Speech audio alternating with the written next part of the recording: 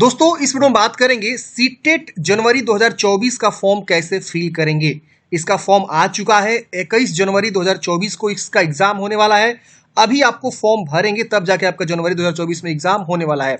ये इसका जो फुल नोटिफिकेशन आप यहाँ पे देख सकते हैं, 3 नवंबर से लेकर 23 नवंबर तक आप फॉर्म को अप्लाई करेंगे और फी भी जमा करेंगे आप 23 नवंबर तक ही।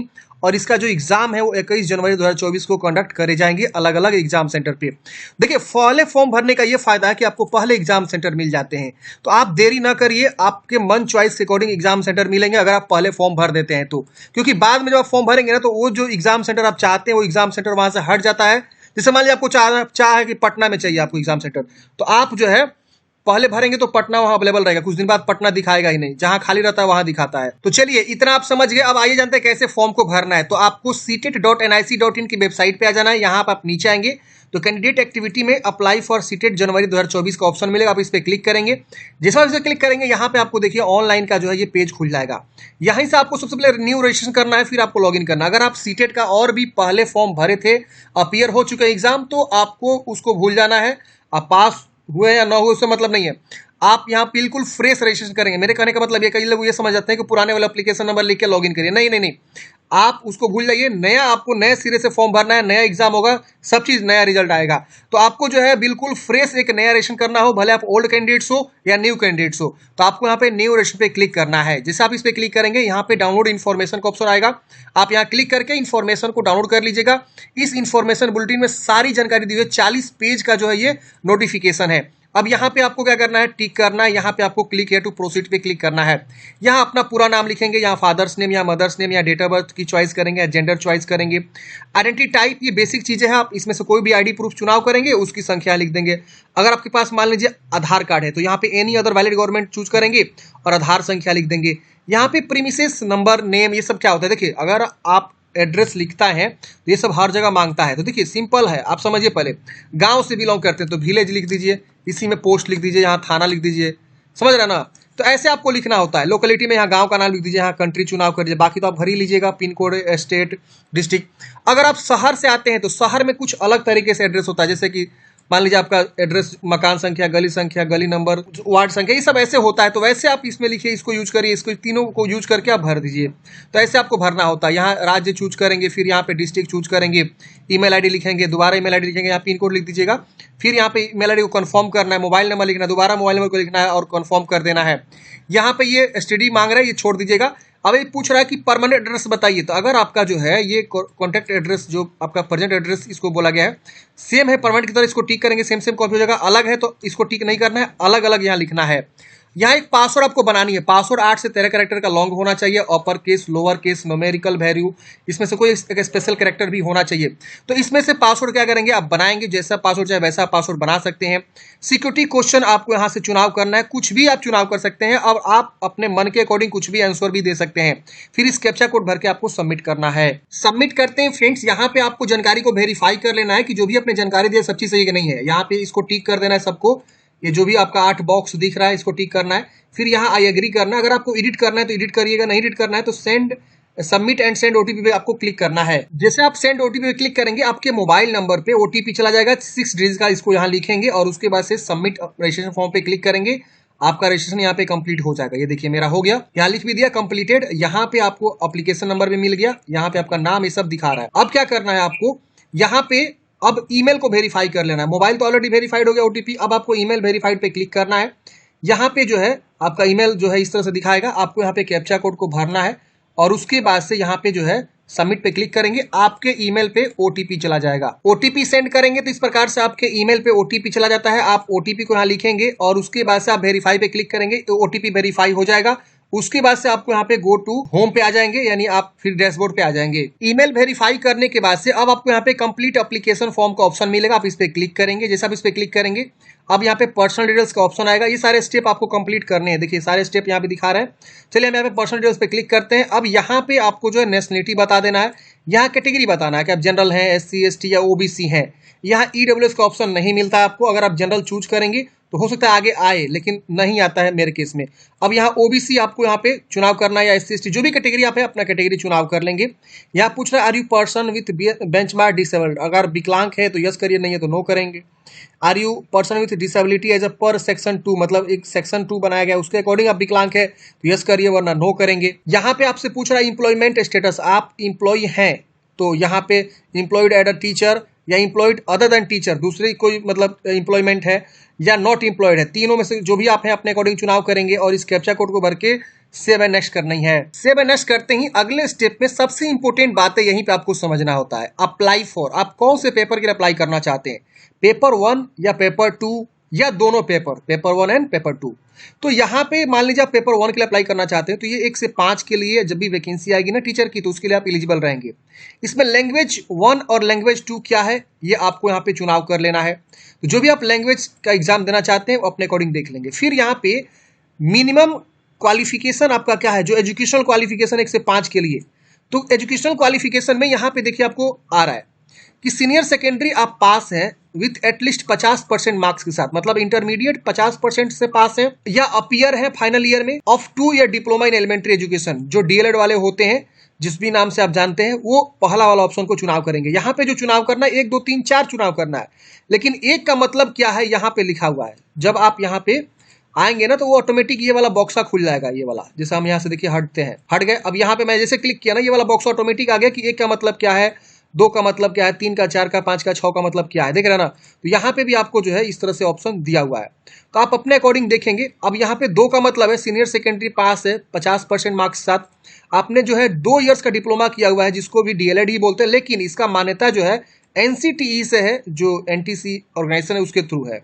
तीसरा ऑप्शन है सीनियर सेकेंडरी पास है 50% मार्क्स के साथ, और फाइनल ईयर आप पास है, मतलब 4 इयर्स वाला जो bachelor degree in elementary education होता है बीईएलएड होता है वो आपकी है, तो आप 4 नंबर चूज करेंगे, 3 नंबर चूज करेंगे, ऐसे देख रहे ना।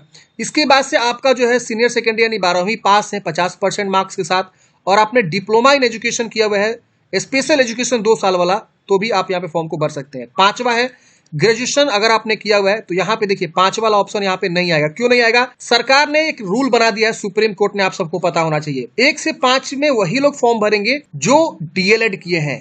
तो यहाँ पे जो है ना 4 ही ऑप्शन आ रहे हैं। आप सोचेंगे कि यहाँ तो 5-6 तक दिया हुआ है, लेकिन सिर्फ यहाँ 4 ही ऑप्शन आ रहा है। जी हाँ दोस्तों, आप 1 से 5 में तभी फॉर्म भरेंगे जब आप सिर्फ 12वीं के साथ साथ डीएलएड किए हो। बाकी अगर कोई ग्रेजुएशन के साथ बीएड किया हो, ग्रेजुएशन के बाद बैचलर डिग्री इन एजुकेशन किया हो, तो वो फॉर्म यहाँ पे नहीं भरेगा। यहाँ देख सकते हैं ऑप्शन 4 ही तक आ रहा है। 4 तक जो है आपका सिर्फ डीएलएड वगैरह का ही ऑप्शन है, वही 4 ऑप्शन आ रहा है। तो आप अपने अकॉर्डिंग यहाँ से चॉइस कर लेंगे, और फिर यहाँ पे क्वालिफाइंग एग्जामिनेशन में बताएंगे कि डिप्लोमा इन एजुकेशन किए हैं, डिग्री इन एजुकेशन किए हैं, तो यहाँ पे सिर्फ आपका डिप्लोमा आएगा, देख रहे हैं ना।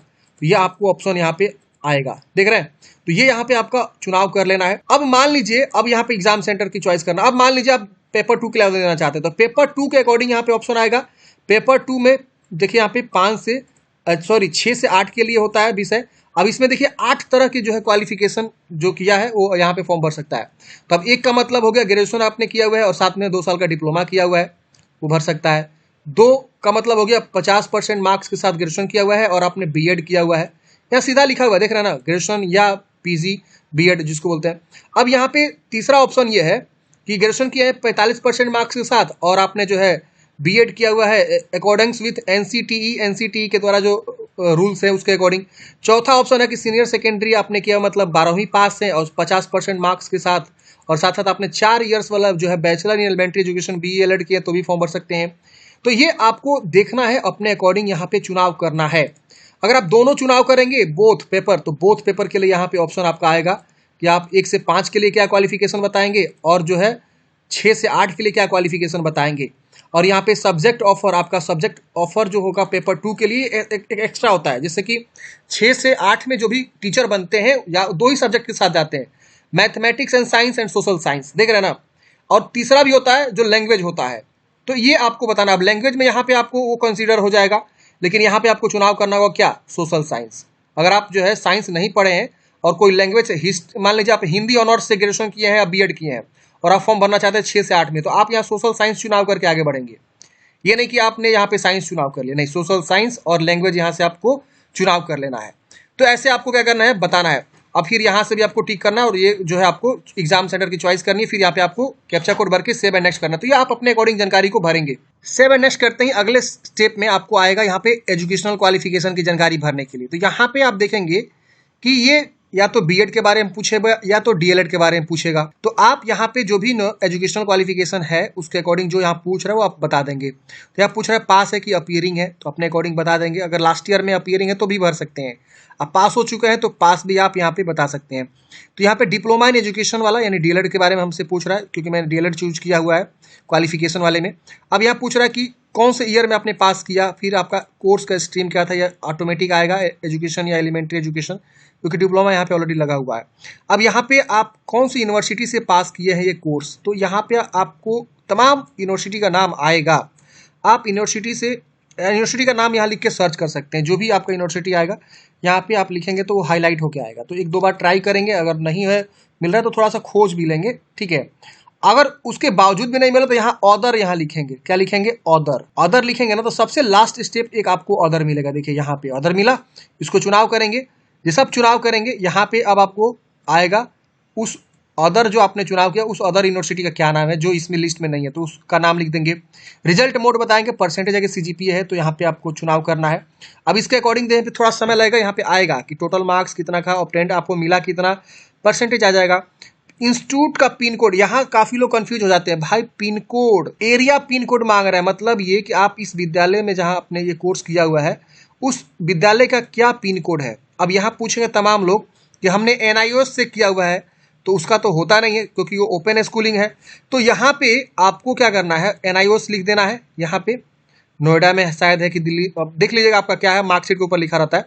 अब यहाँ पे जहाँ वो एनआईओएस अवस्थित है उसका हेड ऑफिस है, वहाँ का पिन कोड आप लिख दीजिए, बात खत्म। समझ रहे ना? तो ये आपको यहाँ पे ऐसे भरना है। अब बाकी जिनको क्लियर कट पता है कि ये यूनिवर्सिटी ये है और यहाँ अवस्थित है, उसको अकॉर्डिंग यहाँ पे वो लिखेंगे उसका पिन कोड, उस एरिया का पिन कोड सर्च करेंगे गूगल पे मिल जाएगा और लिखेंगे। फिर इस कैप्चा कोड भर के सेव एंड नेक्स्ट करेंगे। सेव एंड नेक्स्ट करते ही अगले स्टेप में आपको फोटोग्राफ और सिग्नेचर अपलोड करना है। 10 से 200 के बीच फोटोग्राफ है, चल जाएगा। 4 से 30 के बीच सिग्नेचर होना चाहिए। सिग्नेचर आप जैसे करते हैं वैसे आप जो है यहाँ पे अपलोड करेंगे। सिंपल आप चूज करेंगे, एक्शन बटन बनेगा, उस पर क्लिक करेंगे, अपलोड हो जाएगा, यहाँ व्यू दिखा देगा। तो इस तरह से आप फोटोग्राफ सिग्नेचर को इजीली चूज करेंगे। बहुत ही सिंपल प्रोसेस है। लेटेस्ट फोटोग्राफ आप लगेगा ताकि आपका चेहरा अच्छे से समझ में आ सके कि किसका फोटोग्राफ है। एग्जाम हॉल में बैठने पर दिखता है ना एग्जामिनर की आपका फोटो है कि नहीं, तो वो आप सही से लगाइएगा ताकि पहचान आए। फोटो सिग्नेचर अपलोड करने के बाद से यहाँ पे आपको देखिए इस प्रकार से कैप्चा ओपन होगा, कैप्चा भरेंगे, यहाँ सेव एंड नेक्स्ट करेंगे। एक बार जो है क्लिक करके देख भी सकते हैं कि क्या आपने सही अपलोड किया कि नहीं है।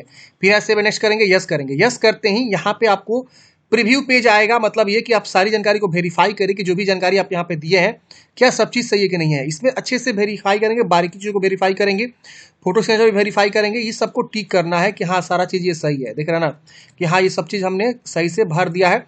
अब यहाँ एग्री करेंगे, यहाँ पे फाइनल सबमिशन का ऑप्शन मिलेगा, आप इस पर क्लिक करेंगे। लेकिन वेरीफाई करने से पहले ही आप जरूर एक बार चेक करेंगे वेरीफाई करके कि सब चीज सही है कि नहीं है। फिर आप यहाँ पे फाइनल सबमिशन पे क्लिक करेंगे, सबमिट करते हैं। फ्रेंड्स आपका यहाँ पे दूसरा स्टेप कंप्लीट हो जाएगा। अब पेमेंट फी आपका बाकी है। तब यहाँ पे आप जब तक ईमेल वेरीफाई नहीं करेंगे आपका जो है पेमेंट नहीं होने। तो आप यहाँ क्लिक करके या यहाँ पे भी क्लिक करके ईमेल को वेरीफाई कर लेंगे। अब थोड़ा सा यहाँ पे अभी जो है अभी आज ही फॉर्म स्टार्ट हुआ है, जो मैं वीडियो बना रहा हूँ आज ही डेट बना रहा हूँ जिस दिन से फॉर्म स्टार्ट हो रहा है, तो ईमेल थोड़ा आने में प्रॉब्लम हो रहा है, शायद आपको भी फेस करने को मिल सकता है। तो थोड़ा सा आप वेट करेंगे, ईमेल आपको आएगा तो आप यहाँ क्लिक करके ईमेल को वेरीफाई करेंगे। जैसे ईमेल वेरीफाई हो जाएगा ना तुरंत यहाँ एक और इस तरह से टैब बन जाएगा पेमेंट जमा करने के लिए। तो पेमेंट जमा कर लेंगे, जो भी आपका एप्लीकेशन फी लगेगा यहाँ दिखा रहा है, और उतना रुपये एप्लीकेशन फी जमा करके आप इसका फाइनल प्रिंट आउट निकाल के हार्ड कॉपी अपने पास सुरक्षित रख लेनी है। तो इस प्रकार से फ्रेंड्स हमने बात किया कि सीटेट जनवरी 2024 के लिए कैसे आपको फॉर्म को अप्लाई करना है। स्टेप बाय स्टेप मैंने आपको फॉर्म भर के बताया।